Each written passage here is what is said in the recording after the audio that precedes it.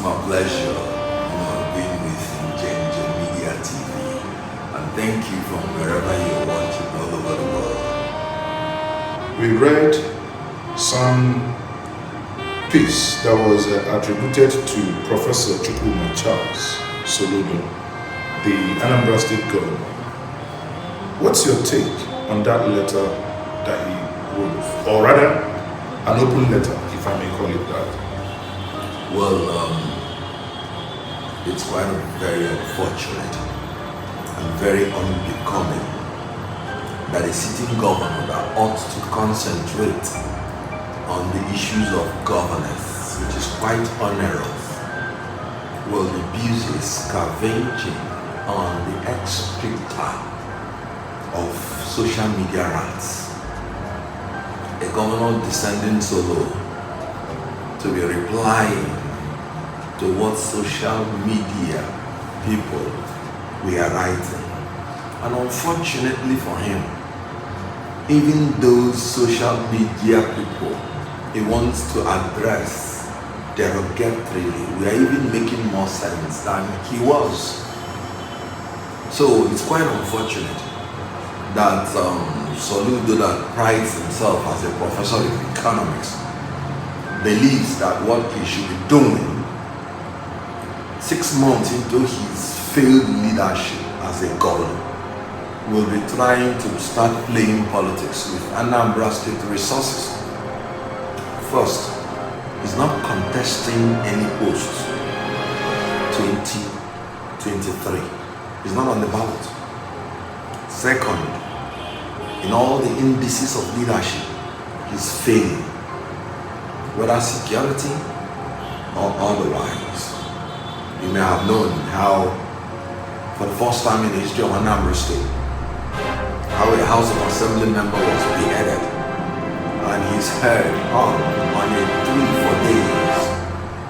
It has only happened in Soludo's government.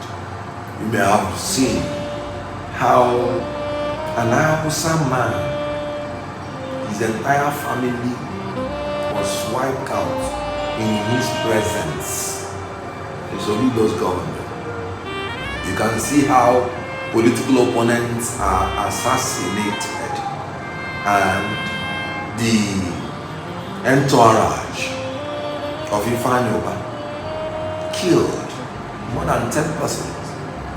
And Soludo said there were about 15 camps of such outlaws.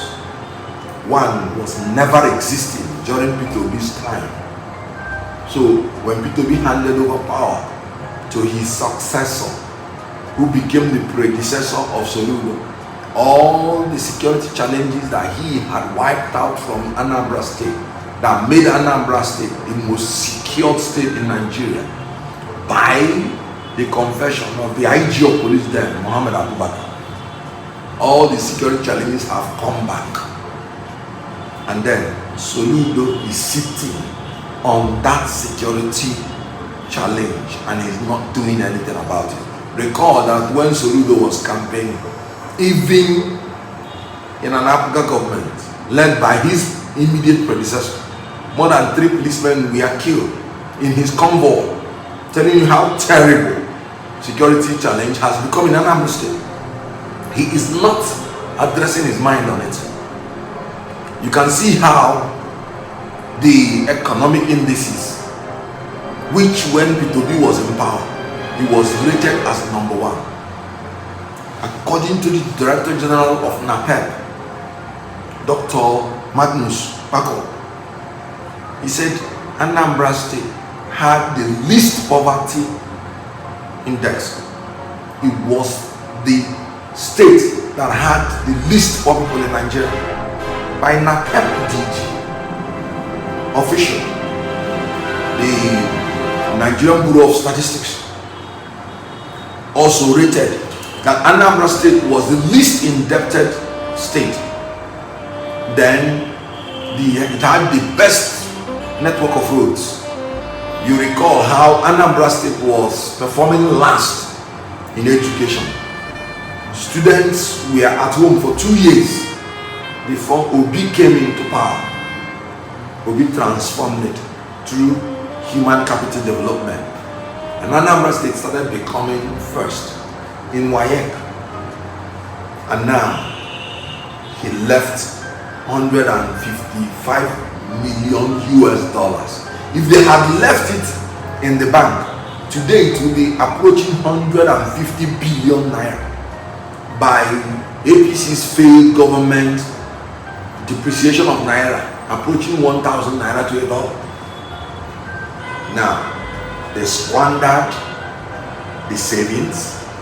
Soludo said he inherited debts from his immediate predecessor, who inherited investments from Peter Obi.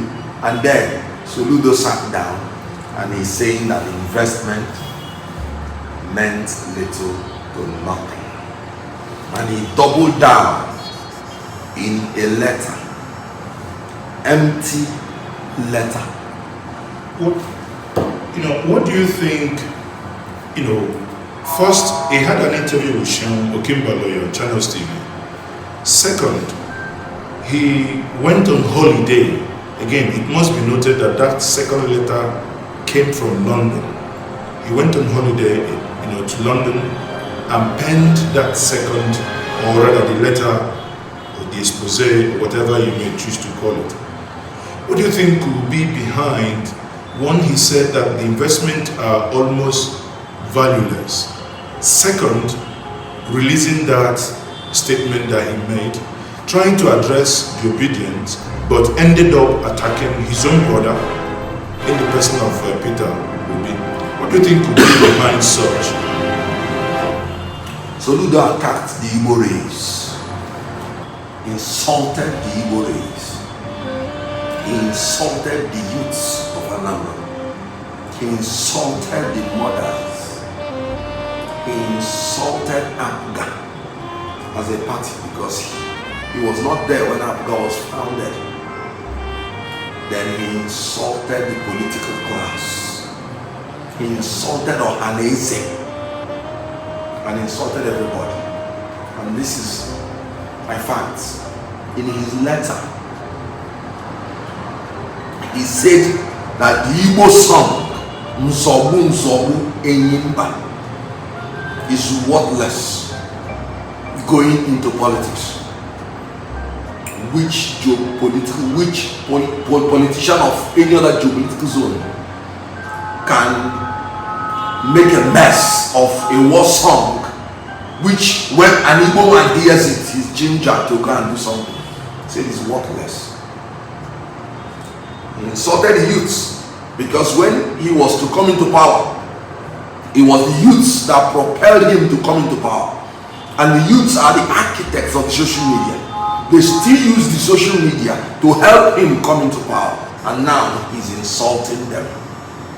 He insulted the mothers who refused to take money from APC or PDP or from any other politician and said they will not sell their votes, and they voted for him.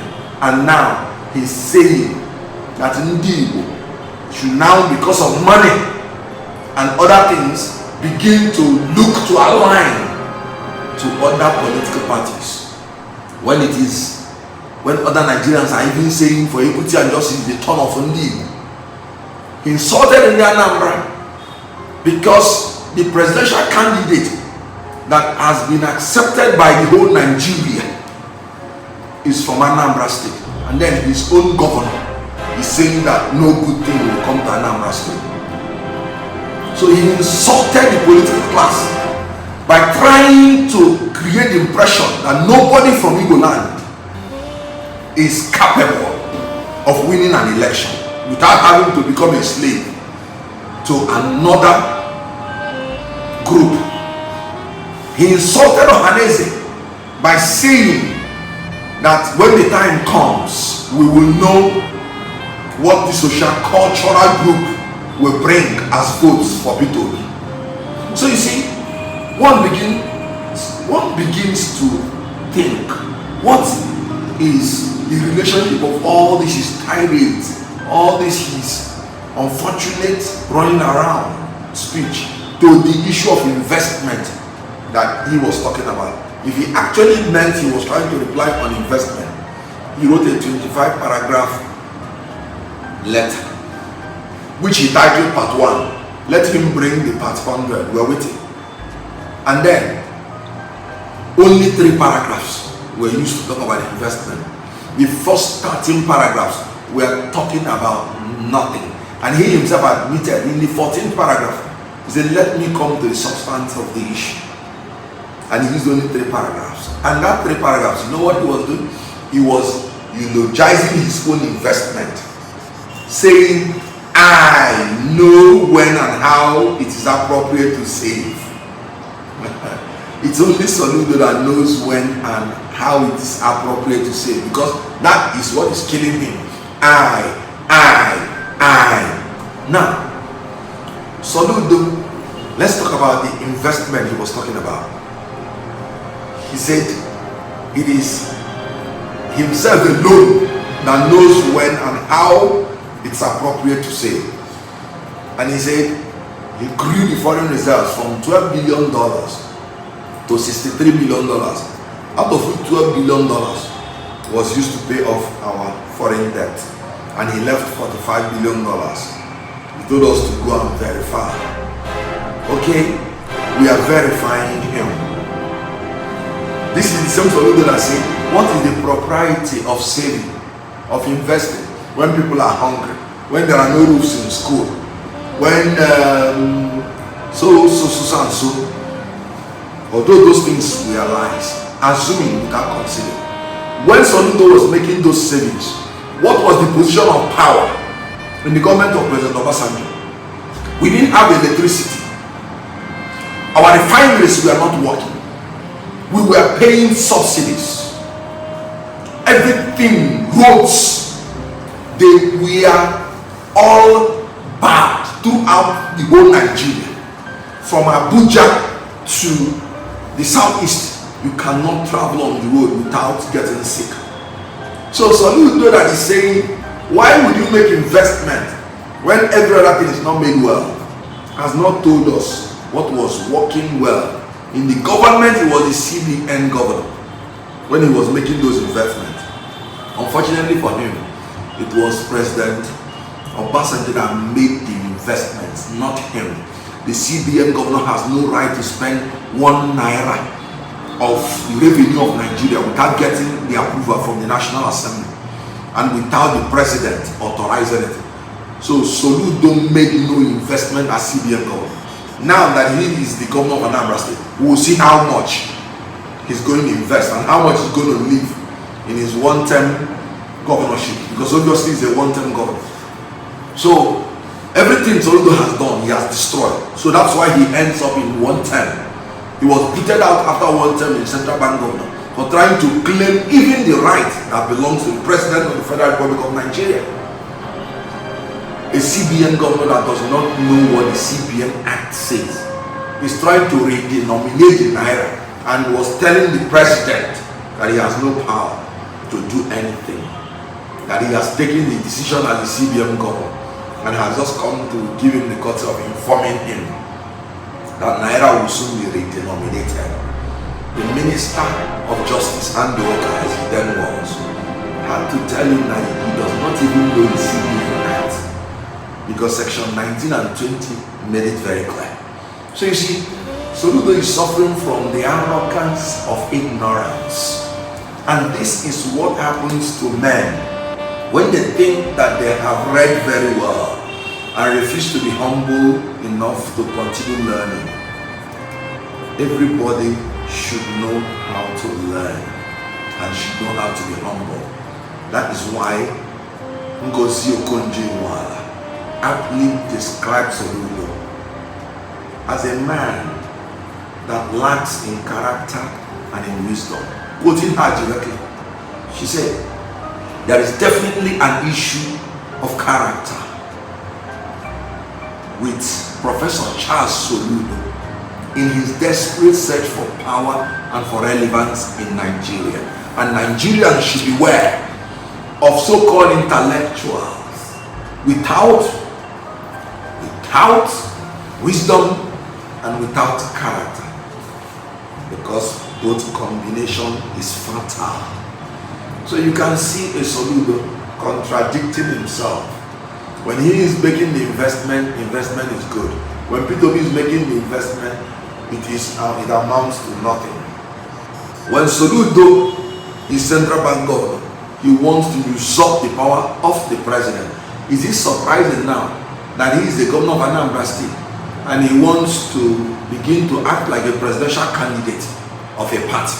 No, what's the basis of attacking Peter Obi? Are you contesting for the presidency? Now, what is the basis now of your saying we should negotiate with two parties? You say Peter Obi knows he will not win and he can't win. Is Soludo God? Is it the people of Nigeria that will determine who will win? This is why it's all about envy and jealousy masquerading as a sportsman or what? You're not contesting an election. You don't want to be the president. You cannot even be the president because you're unfit in 2023. So on what basis is that letter coming from? You're talking about investment. What have you said about investment? Governor Darius Ishaku of Taraba said Obiano confided in him when he was praising him for the Anambra International Airport, that it was the money his predecessor saved for him that he used for the airport, corroborating what His Excellency Peter Obi said. Now look, I have only 8 years. There are projects that are dear to me which I will not be able to finish, but I have made provision and saved all the money for my successor to use. And Obiano used some of them to do the projects. And then a man is saying investment was nothing. So it is simply a measure of the character of Soludo, not a measure of the competence of Peter Obi. Because Peter Obi is a man of character, is a man of competence, is a man of capacity, is a man of content, is a man of credibility, is a man of creativity, is a man of conviction, is a man of courage, he is a man of consistency, and he is a man that is capable and will be the next president of the Federal Republic of Nigeria, irrespective and despite the tantrums and the irrelevancies that people like Soludo, who ought to be in the forefront of fighting for his brother to be president, one other sections of Nigeria have endorsed Peter Obi because of his character, competence and capacity, but is trying to run him down. Whatever you sow is what you're going to reap. You see, when I say that you don't compare apples and oranges, you can see how it is. When a professor cannot profess rightly, then a trader can trade rightly and then give you the words that he is lacking. I am very, very blessed to have a principal like His Excellency Peter Obi. And that is why I'm happy I have a role model that I can follow. When Soludo finished his insult, this, Peter Obi simply said, he's my brother, he's my governor, he's even a professor, and I'm a trader. So I believe that he will now be even more intelligent than me. So whatever I have not done well, let him now use his position as governor to do it well. So Soludo, I pray that you will take a cue and then concentrate on your governance so that you can now profess well in the administration of Anambra State. A trader has left $155 million for you, has left 37 billion naira for you. Make sure that in addition to all the achievements that will be made, that you achieve more and leave more money for your successor. That is how you will prove that a professor is better than a trader. Aside what Governor Charles Soludo said. We also have Chief Dan Ulasi, a politician from Anambra State, made some comment recently, which I believe you must have heard. What's your take on that? Pathetic. You know, Chief Dan Ulasi is a man who said he has been the chairman of two national political parties in Anambra State. One NRC in 1993 and then PDP. And in 2023, Chief Dan Ulasi is also saying that India should support Atiku Abubakar. First of all, I found this very contradictory. Chief Dan Ulasi is the man who told the whole world that Shehu Shagari told him that the reason his people, in other words his fellow Fulani people, overthrew him in government was because they didn't want an Igbo person to be president. Alex Ekwueme was vice president, and Shagari was saying, according to Dan Ulasi, that it was the Fulani that overthrew him to forestall an Ekwueme to be president.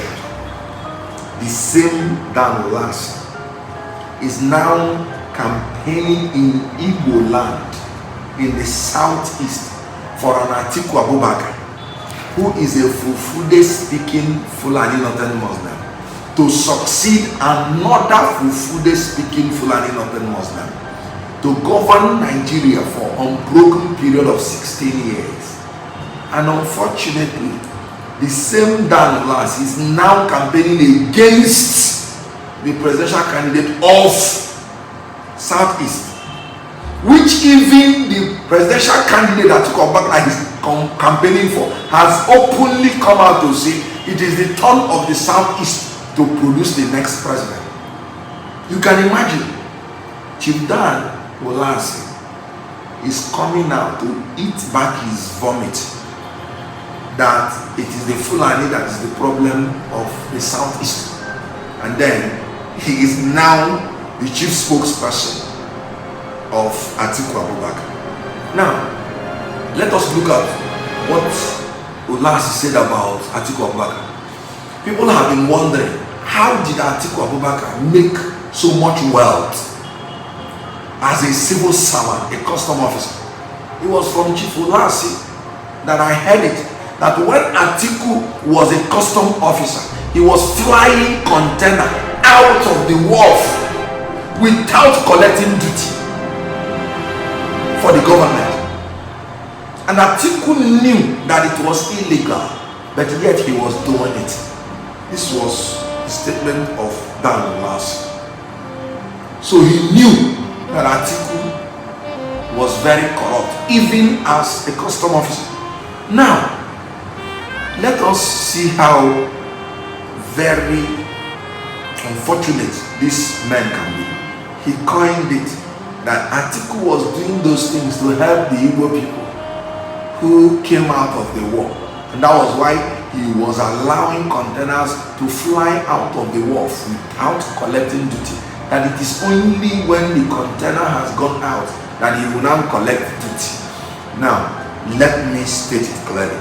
Because when I went to Lagos, I lived in Eendears-memorial with some of my relatives that we are clearing and forwarding agents.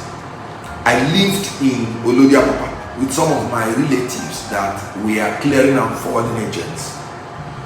Whenever a container leaves the wharf, the duty, custom duty, is no longer going to the government, it's going to the coffers of the custom officer.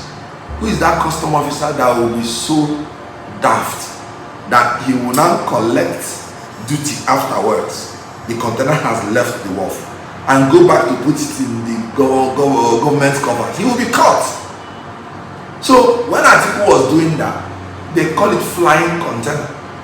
In the palace of the clearing of one agent, the money goes to the custom officer's pocket.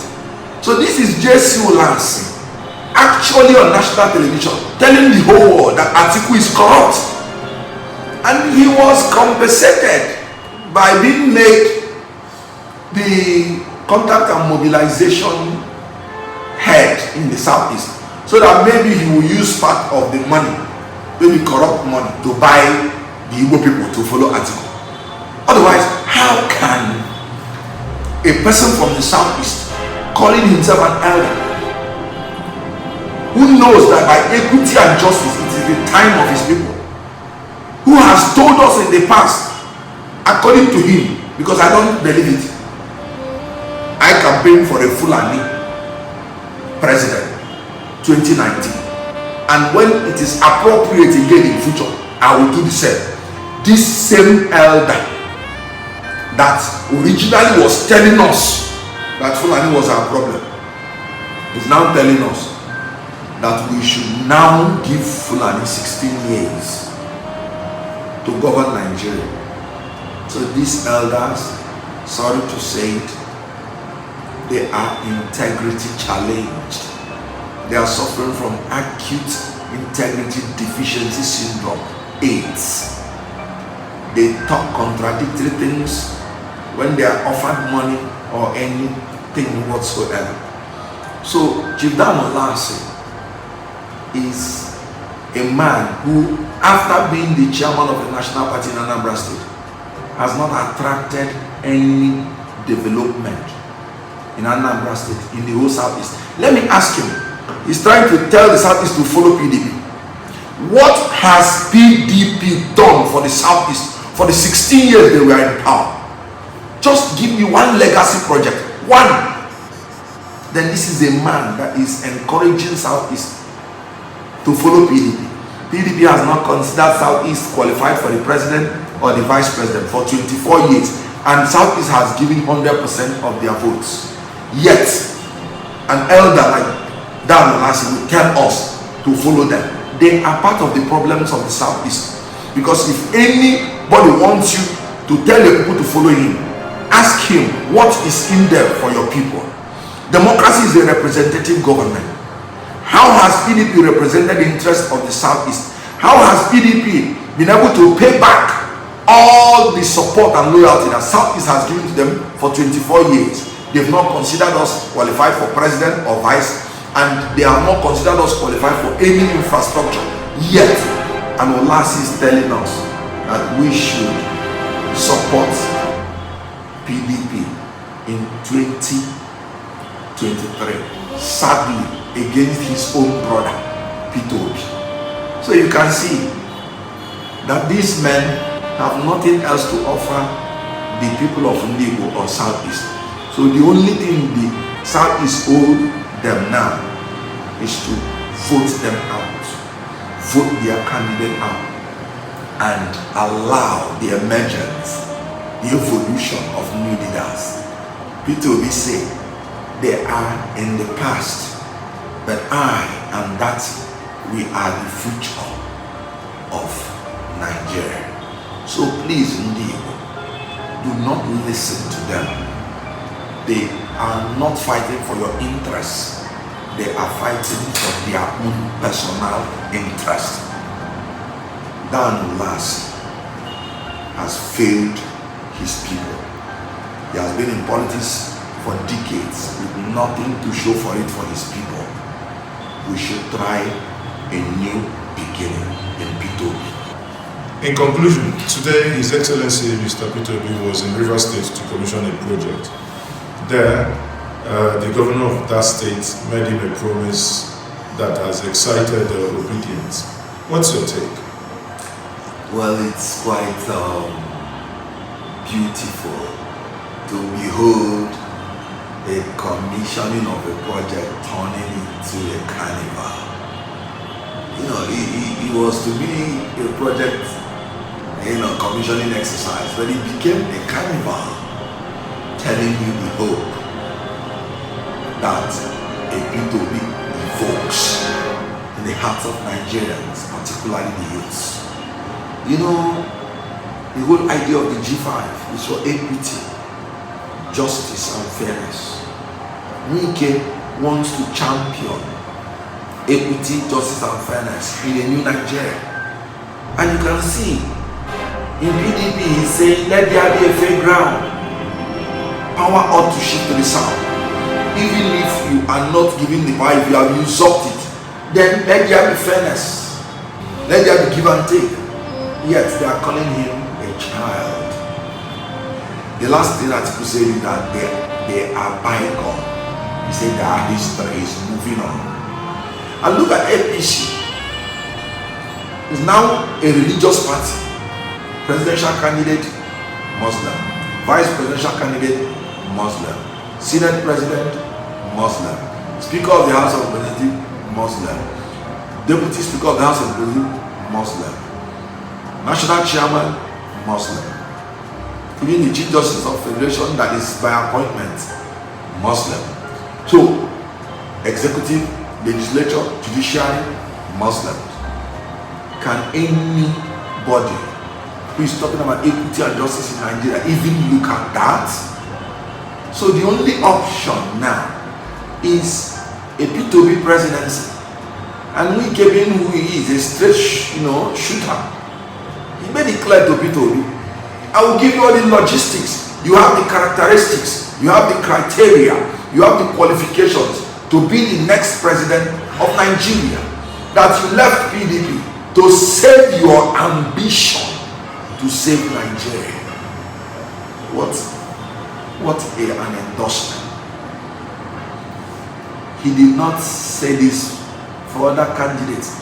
He said he does not like people who will tell him something in the morning and tell him another thing in the evening, as Atiku Abubakar did to him. Atiku Abubakar told him 2 days after winning the primary, he went to Wike and said, "I must go to achieve balance." And the next thing Wike started hearing was that IU will stay because the constitution cannot allow it. Did the constitution allow them to tell the BOT chairman to go? So you see, men who are not reliable, they will go to Wike, and then Wike will be the next president. They will go to Southeast, I will leave the president for him. They will go to Otom. So Wike has seen all this thing, and he said he's tired of men he cannot trust. So the truth is that this looks like an endorsement by His Excellency Wike, because he said if he's coming to campaign, he's going to give him all the logistics. And then he said, stay away from all other posts, and politics that are give and take. So the two men will go in and negotiate, and whatever they come out with, then we are good to go. When I became compliant to Obi's presidency, the first thing I said was that I am Obi-centric. People did not even understand what I meant. What I meant was that whatever I'm doing on 2023 is centered on Obi. That's being Obi-centric. But recall that you cannot be an independent candidate. So you must promote the party, because on that day it might just be the party that is on the ballot. So there is a need to promote the party. Obi is a Labour Party, and vote for Labour Party during the presidential election.